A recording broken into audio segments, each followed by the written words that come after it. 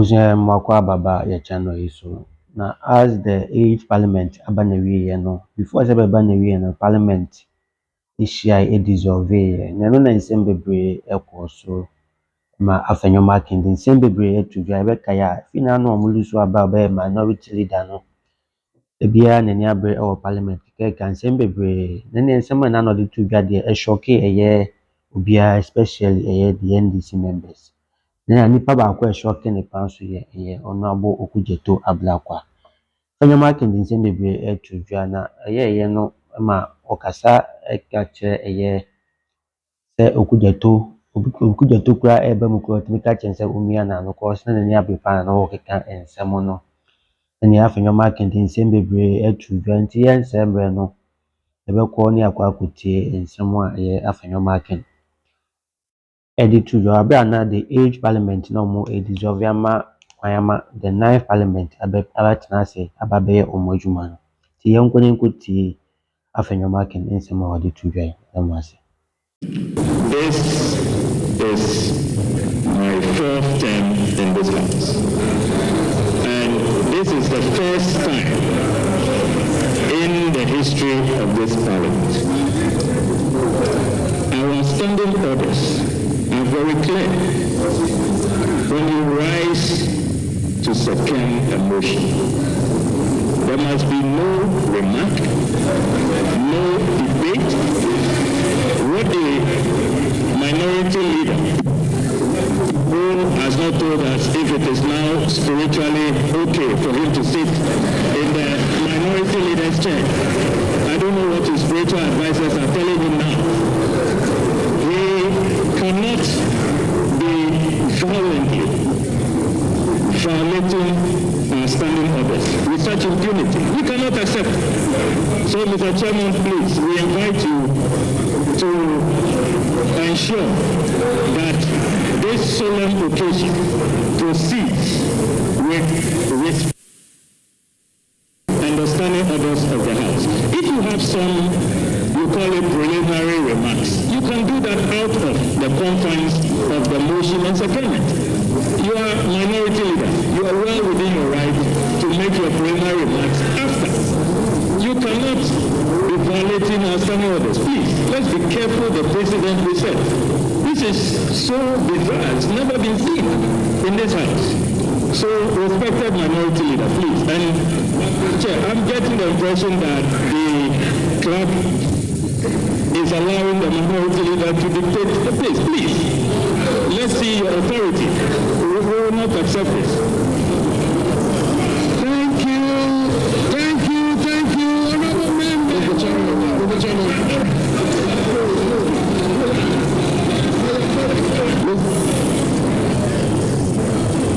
Members, thank you very much. The honorable minority leader indicated that he is aware of the rules of engagement regarding seconding the motion nominating the speaker. That should be without debate or remarks. And I believe the honorable minority leader will do exactly so. Honorable minority leader, you may proceed without debate or remarks. Honorable minority leader, you have the floor. Please proceed. Mr. Speaker, I do not want to take issues with my respected colleague, Honorable Ablakwa. I will always want to respect his views. But I love debates, and I would want us to go into the issues. I respect you. I kept quiet. You are impatient. I kept quiet for you. Let's have some people. Mr. Chairman, my practice at the bar is always a guide for me. I said I have a preliminary matter to raise. In law, Mr. Ablakwa, you pay attention. This is a matter of law. This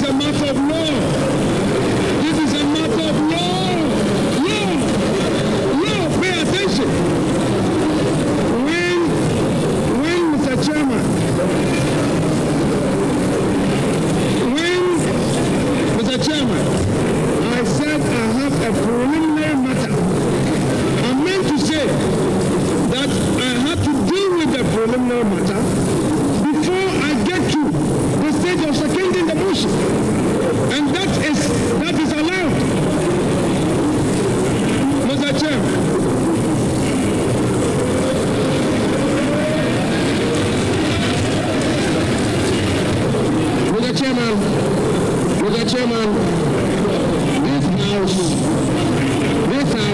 is the house of rules and procedures. Mr. Chairman, before I proceed, let me put on record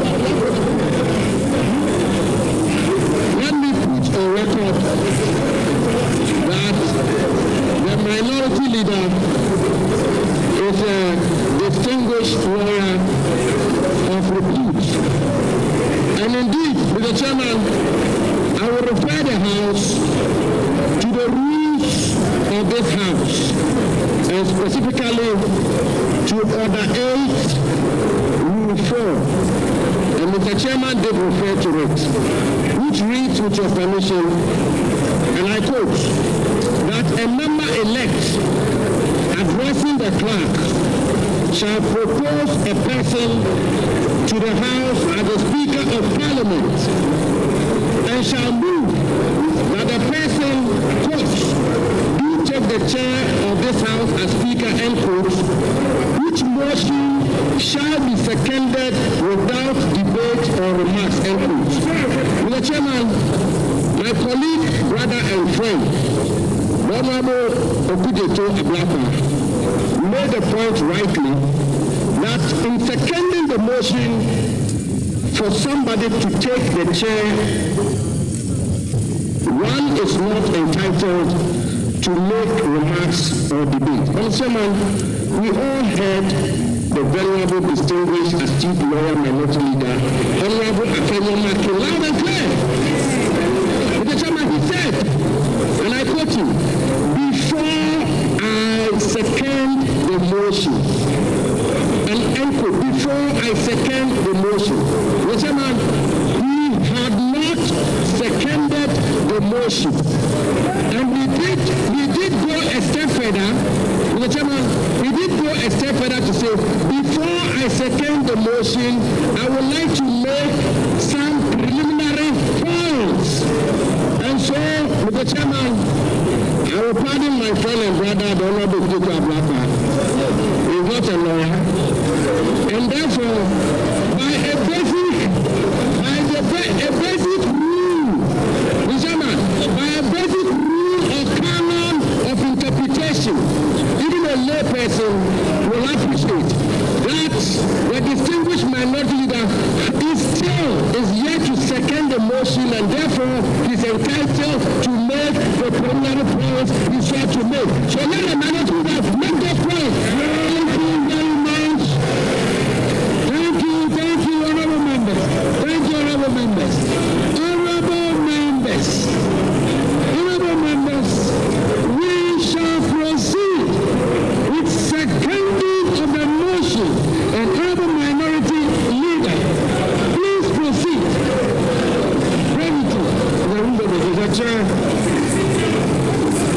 Mr. Chairman,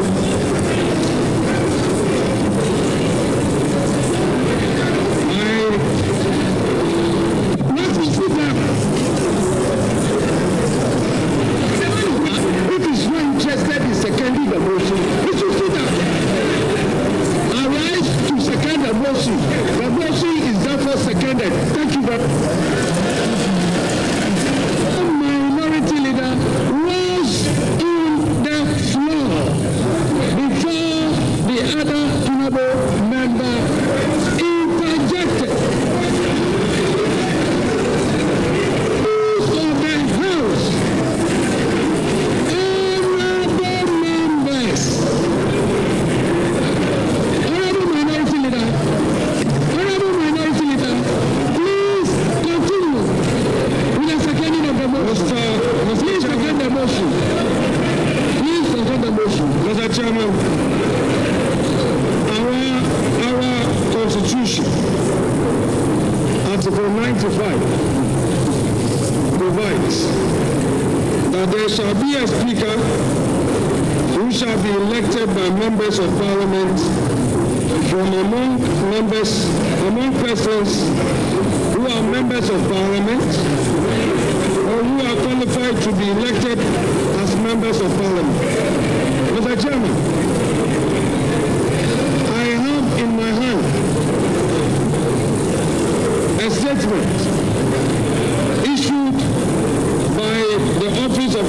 Excellency John Dramani Mahama, titled President-elect Mandate NDC Parliamentary Leadership to nominate Right Honorable ASK Bagbin as Speaker of 9th Parliament.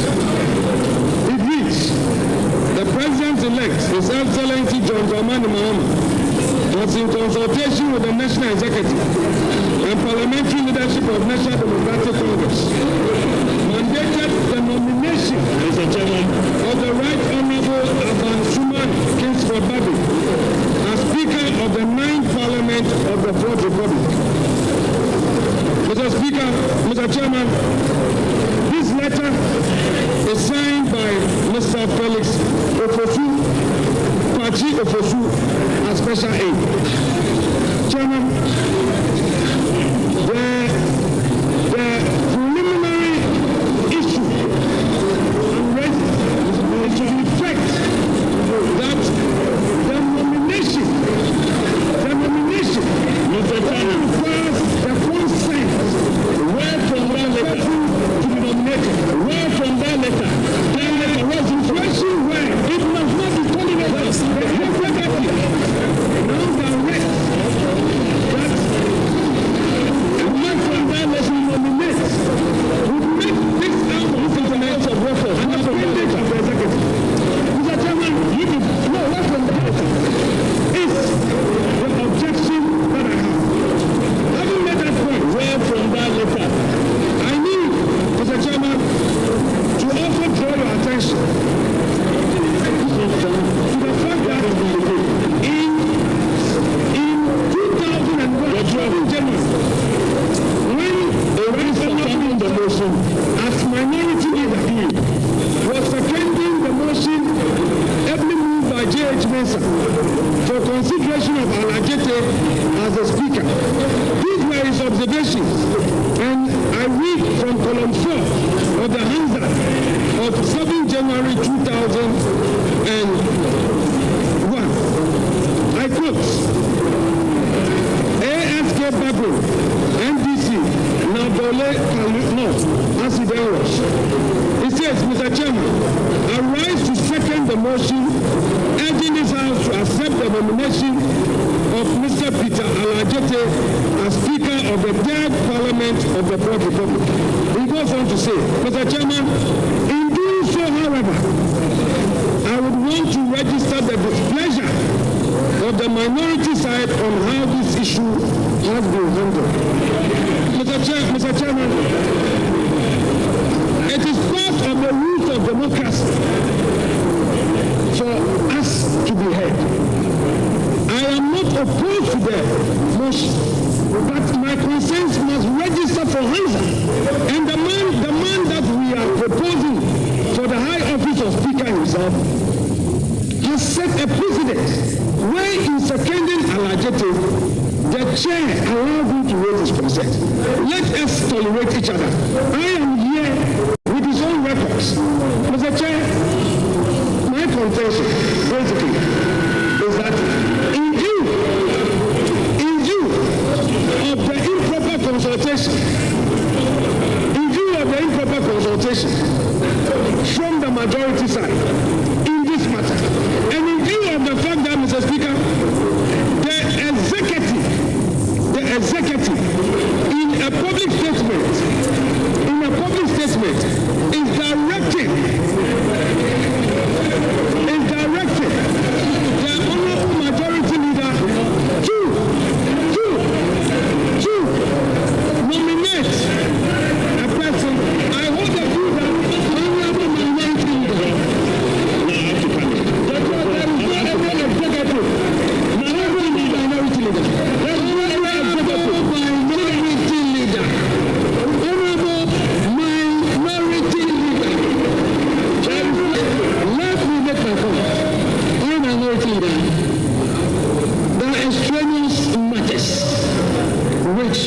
should, I believe, should not be part of this process. You were to second the motion. The other information you were tendering, the other information you were providing is not an information which is before this House. It is not part of the process for consideration for nomination of the Speaker. So, in seconding the motion, these matters ought not to have been brought to the floor of the House. Let me make that point. In doing so, I recognize Honorable Muntaka, please.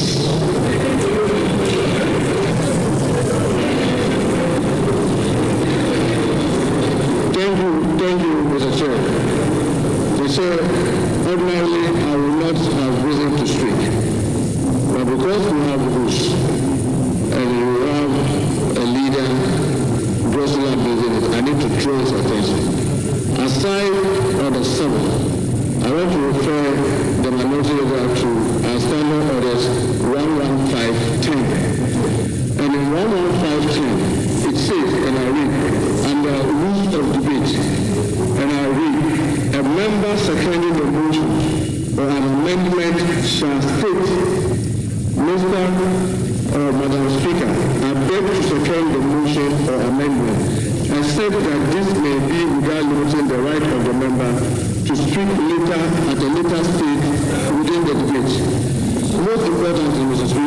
Chair, 11, it says, a mover of a motion or amendment may speak in support of the motion, but subject to these orders, no further, and that's where the emphasis is, no further debate is allowed until the motion or amendment has been seconded. So when you are saying, yes, it's within your right as a member, and even when you go to order 8, after seconding and the motion is taken, before the Speaker is called to take the chair, the standing order allows a member to get up and make other comments before that chair. So all we are saying is that in what you are doing, you are abusing the rule. You can second the motion, when the motion passes, if you have something to say, you get up and you cut the hour of the chair, and then